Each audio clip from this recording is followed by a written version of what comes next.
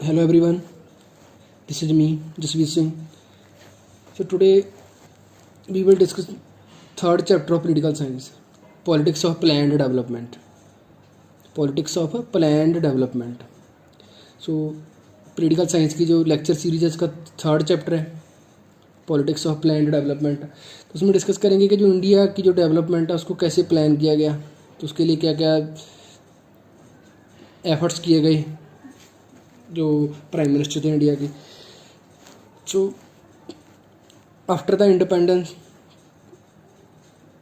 After 1947 सबसे बड़ा India के सामने जो चैलेंज था दैट इज़ डेवलपमेंट, कि अब ब्रिटिशर्स इंडिया से जा चुकी हैं और उसके बाद इंडिया को डेवलप करना है। डेवलप करने के लिए इंडिया के पास कोई स्ट्रेटजी, कोई प्लानिंग क्या होगी, तो उन सब चीज़ों को ये इंडिया के सामने सबसे बड़ा चैलेंज था। बिकॉज इंडिया की जो पॉपुलेशन थी वो लार्ज स्केल पे अनएजुकेटेड थी, राइट। पॉवर्टी बहुत बड़ा चैलेंज था, देन इनइक्वालिटी, तो बहुत सारी प्रॉब्लम्स थी, अनएम्प्लॉयमेंट। तो उन सब प्रॉब्लम्स को सॉल्व करने के लिए मींस ओवरऑल के डेवलपमेंट करने के लिए इंडिया के पास एक प्रॉपर स्ट्रेटजी, एक प्रॉपर प्लान होना चाहिए।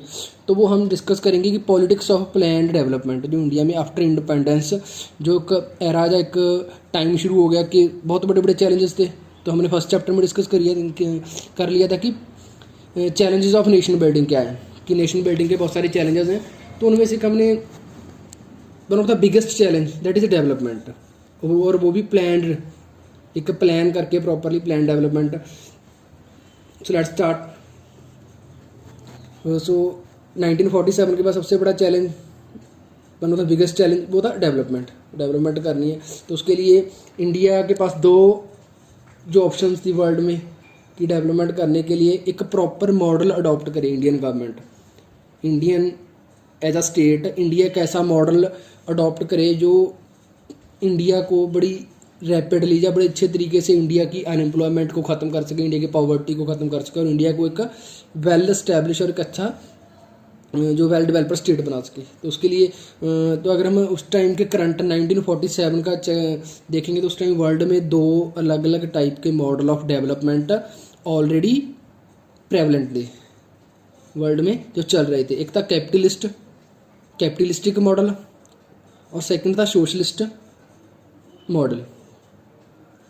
सो दो मॉडल थे वर्ल्ड में, कैपिटलिस्टिक और सोशलिस्टिक मॉडल। कैपिटलिस्टिक मॉडल क्या है और सोशलिस्टिक मॉडल क्या है, तो दोनों को डिस्कस कर लेते हैं पहले कि इनकी की फीचर्स क्या है, इनके की पॉइंट्स क्या हैं, कि कैपिटलिस्ट मॉडल क्या है या सोशलिस्ट मॉडल क्या है। तो फर्स्टली डिस्कस करते हैं कि कैपिटलिस्टिक मॉडल के बारे में। कैपिटलिस्टिक मॉडल क्या है? सो कैपिटलिस्टिक मॉडल को बेसिकली हम इसको बोलते हैं liberal capitalistic model. Liberal capitalistic model ये बेसिकली अमेरिका ने इसे इस चीज़ को इंट्रोड्यूस किया था, अमेरिका ने, ठीक है ना। तो 1947 में एक और भी इंपॉर्टेंट चीज़ थी कि वर्ल्ड दो ब्लॉक्स में डिवाइड था। वर्ल्ड क्या था? वर्ल्ड के दो ब्लॉक बन चुके थे, एक अमेरिकन ब्लॉक और second one is Soviet block, means Russia, जो उस टाइम उसका नेम था यूएसएसआर, सोवियत ब्लॉक, ठीक है। तो अमेरिका किस चीज़ का फेवर करता था? कैपिटलिस्टिक ऑर्डर अमेरिका ने जो मॉडल अडॉप्ट किया हुआ था, और Russia means Soviet model adopt किया था। तो उनके नेम से इनको सोशलिस्ट मॉडल था रशियन मॉडल, जो उसको बोलते हैं सोवियत मॉडल, और जो कैपिटलिस्टिक मॉडल था तो वो अमेरिका ने अडॉप्ट किया। सो फर्स्टली इसकी जो की पॉइंट्स क्या हैं इसके कैपिटलिस्टिक मॉडल में। कैपिटलिस्टिक मॉडल क्या है? ये एक लिबरल कैपिटलिस्टिक मॉडल है। तो उसमें जो इसकी क्या क्या चीज़ें होती हैं कैपिटलिस्टिक मॉडल में? कैपिटलिस्टिक मॉडल में होता है कि जो मिनिमम इंटरफेरेंस होती है इसमें, कम से कम जो स्टेट वो इकोनॉमिक फील्ड में, फैक्ट्री किसकी है, फैक्ट्री में प्रोडक्शन कैसे करनी है, फैक्ट्री का ओनर पे और डिस्ट्रीब्यूशन कैसे करनी है, उसमें वेजेस क्या होंगे, ये सब काफ़ी हद तक डिसाइड करती है, वो डिसाइड करते हैं खुद। उसमें मिनिमम इंटरफेरेंस, बहुत कम इंटरफेरेंस होती है स्टेट गवर्नमेंट की, क्लियर है ना। तो उसमें कैपिटलिस्टिक मॉडल में क्या होती है? मिनिमम इंटरफेरेंस होती है इकोनॉमिक फील्ड में, कि वेजेस क्या होंगे, कैसे फैक्ट्रीज प्लान जो सेटअप करने हैं प्लांट, तो वो सबके लिए ज़्यादा इसमें इंटरफेयर नहीं करता स्टेट, तो जो कैपिटलिस्टिक मॉडल में। सेकेंडली इसमें आता है ओपन कंपटीशन होता है, जो भी अगर किसी ने कोई फैक्ट्रीज सेटअप करनी है या कोई ट्रेड बिजनेस शुरू करने हैं तो उसके लिए ओपन कंपटीशन है। गवर्नमेंट ने किसी को रेस्ट्रिक्ट नहीं किया हुआ कि किसी ने करना है किसी ने नहीं करना, तो सबके लिए ओपन कंपटीशन है। और फ्री ट्रेड इसमें जो कंसेप्ट होता है कि इसमें फ्री ट्रेड है कि आपको मीन्स जो ट्रेडर्स हैं वो किसी भी कंट्री के साथ ट्रेड कर सकते हैं, ठीक है। तो नेक्स्ट इसमें जो कैपिटलिस्टिक मॉडल की जो की पॉइंट्स इसमें आ जाते हैं, that is dominance of private sector. इसमें क्या होता है कि इसमें अब सेक्टर दो टाइप के हैं, एक प्राइवेट सेक्टर जिसको प्राइवेट सेक्टर क्या होता है, जिसको प्राइवेट इंडिविजुअली कोई पर्सन जिसको ओन्ड करता है, जिसका मालिक कोई इंडिविजुअल्स होता है, राइट, वो तो प्राइवेट सेक्टर है। और जिसका ओनर जमीन जिसका मालिक कोई ना कोई गवर्नमेंट इंस्टीट्यूशन हो तो वो होता है public sector, means public sector जिसका ओन्ड जिसका ओनर गवर्नमेंट होती है। सो प्राइवेट सेक्टर, तो कैपिटलिस्टिक मॉडल में क्या होता है, कैपिटलिस्टिक मॉडल में प्राइवेट सेक्टर को की सुपरियोरिटी होती है, इसको ज़्यादा डोमिनेट करता है, इसमें डोमिनेट करता है प्राइवेट सेक्टर कैपिटलिस्टिक मॉडल में।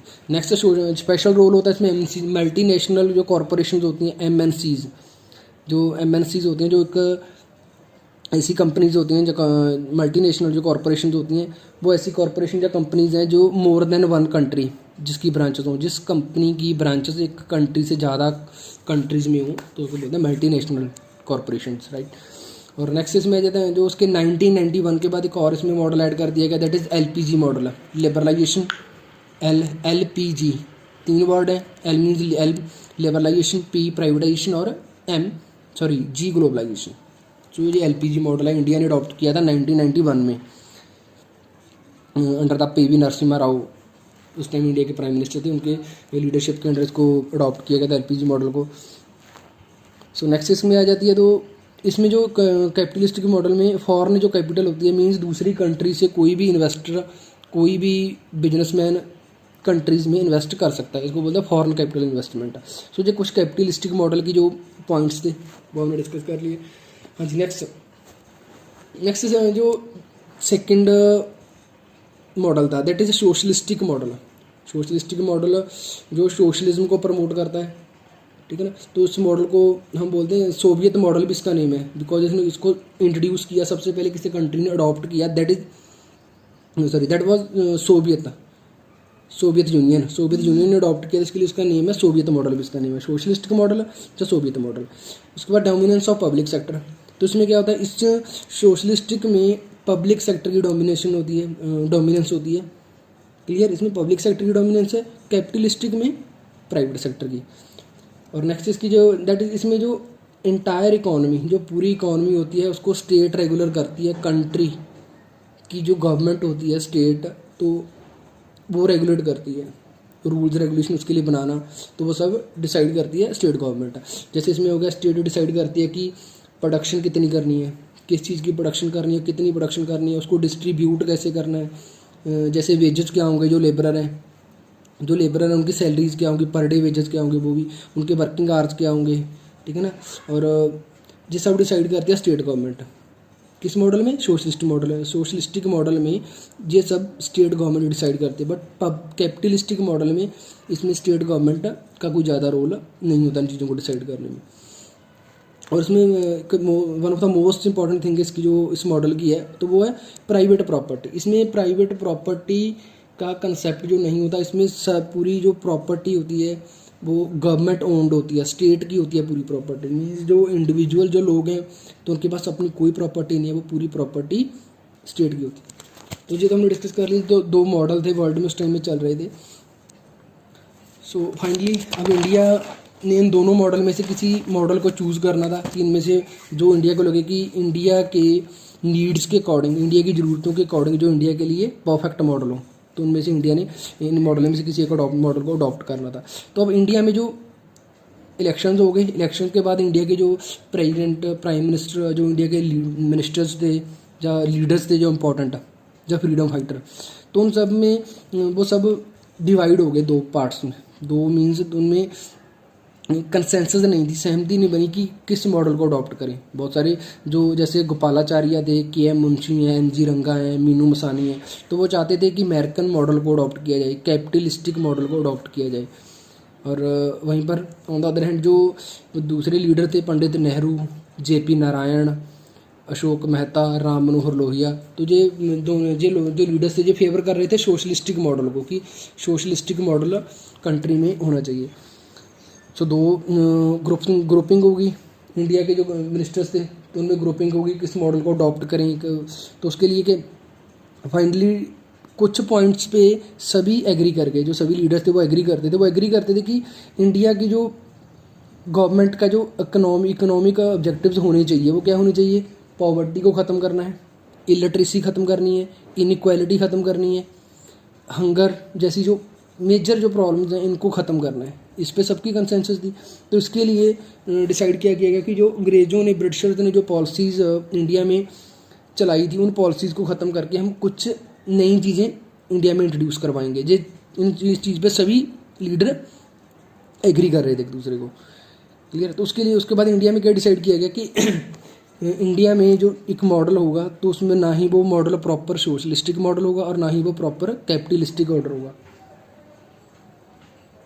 क्लियर ना, कि दोनों में से कोई भी परफेक्टली किसी भी मॉडल को इंडिया में अडॉप्ट नहीं किया जाएगा, दोनों को मिक्स करके अडॉप्ट किया जाएगा। तो दैट्स वाई इंडिया ने जो मॉडल ऑफ डेवलपमेंट अडॉप्ट किया तो वो था मिक्स्ड।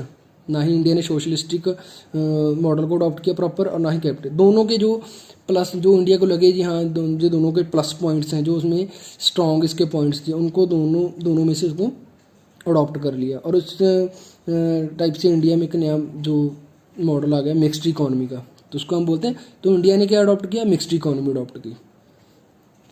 क्लियर। तो मिक्स्ड इकोनॉमी के जो कुछ इंपॉर्टेंट पॉइंट्स थे, इसमें क्या है, इसमें प्राइवेट प्रॉपर्टी लोगों को अलाउड दी कि वो लोग प्राइवेट प्रॉपर्टी रख सकते हैं। क्लियर है। और उसके बाद अगर गवर्नमेंट को किसी भी प्रोजेक्ट के लिए लोगों से लैंड एक्वायर करनी है तो उसके लिए गवर्नमेंट पब्लिक मीन्स इस टाइप के इस पर्पज़ के लिए गवर्नमेंट लैंड एक्वायर कर सकती है। सेकंड, बिग इंडस्ट्री, जो बड़ी इंडस्ट्री है तो वो पब्लिक सेक्टर के पास होगी, वो गवर्नमेंट ओन्ड होगी, इसको स्टेट रन करेगी।